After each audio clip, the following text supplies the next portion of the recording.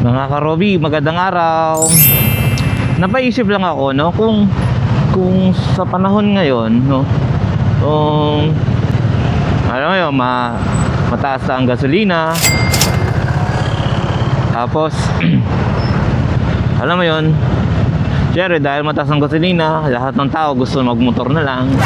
Syempre maraming advantage ang nakamotor. Syempre unang-una na dyan is mas mabilis gumalaw dahil syempre traffic.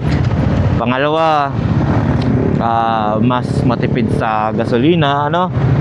So sa tingin nyo guys, mga karobi, magano na lang kaya tayo, mag downgrade tayo and then upgrade. So praying tayo na makapag-downgrade ng motor, pero at the same time prayer din tayo na makapag-upgrade naman, no, ng ika nga mas magandang big bike. Ayun, mas mataas, no. Maganda rin naman ng Dominar guys, no. I mean, mas pasok. Ayan.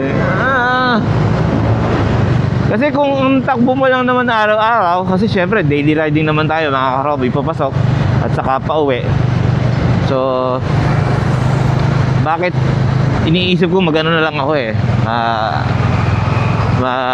kasi kung 35, aabot ka ng 60 ang speed mo, okay lang din naman, no?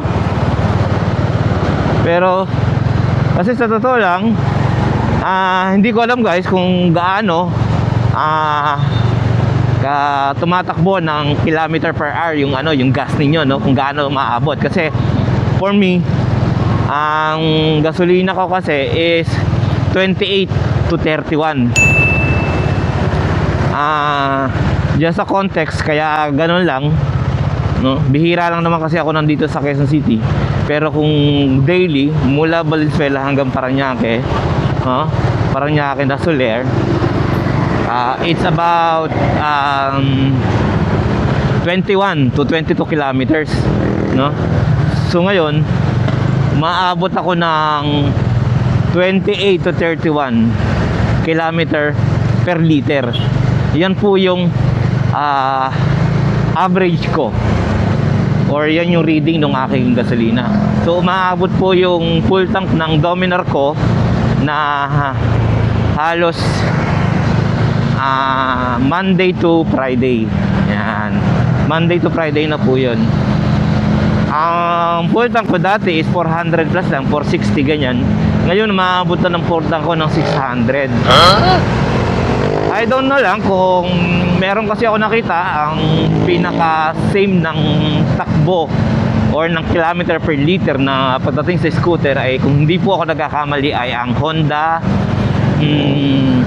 Beat or Honda Click, no?